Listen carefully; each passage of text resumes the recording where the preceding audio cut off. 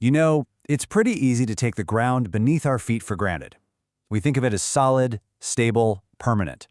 But geologically speaking, the landscape is in a constant, slow-motion battle with gravity.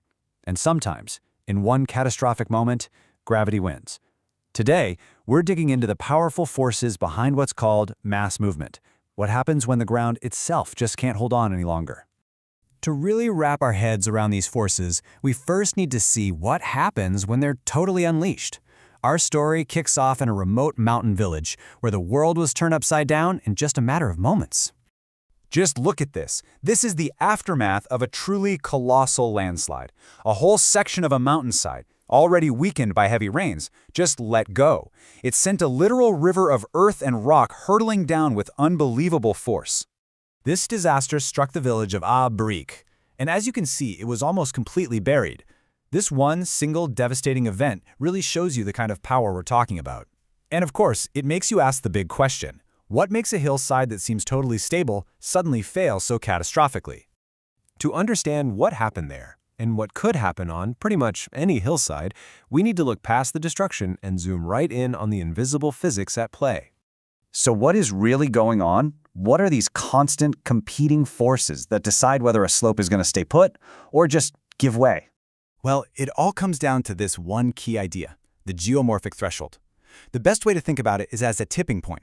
On one side, you've got all the forces holding a slope together, and on the other, you have the relentless pull of gravity.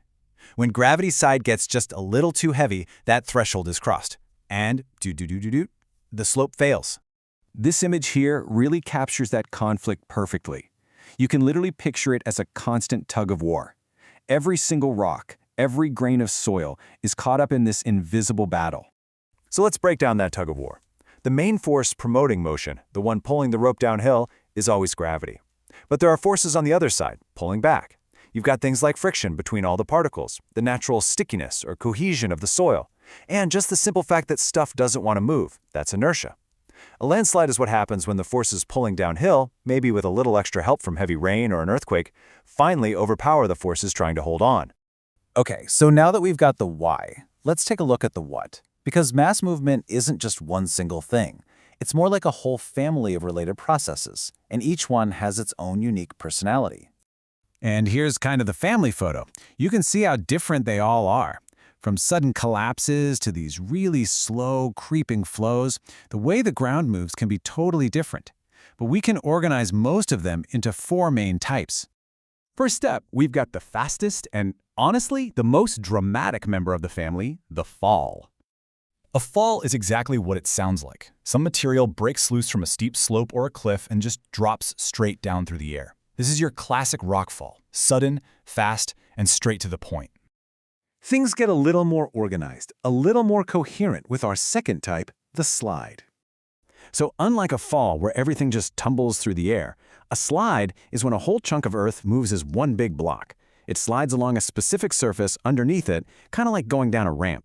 The material itself doesn't really break up, the whole mass moves together. Now, let's talk about where things get really messy. That's our third type, the flow. A flow is what you get when you add a ton of water. Water is the key ingredient here.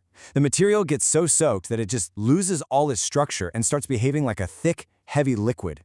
We're not talking about a solid block anymore. This is a destructive slurry that can carry rocks, trees, everything in its path. And that brings us to the slowest, most patient, and often completely invisible member of the family, creep. Yeah, creep is never going to make the headlines. It's the super slow, relentless downslope movement of soil, sometimes just a few centimeters a year. It's driven by cycles of freezing and thawing, or the soil getting wet and then drying out. Each time, the soil expands and then settles just a little bit further downslope.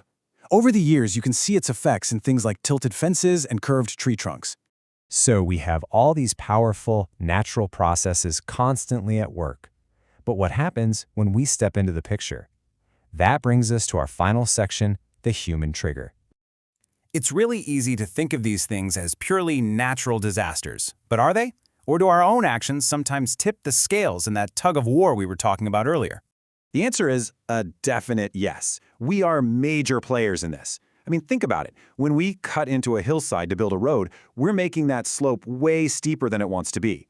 When we clear-cut a forest, we're taking away the root systems that act like a natural net, holding all that soil together.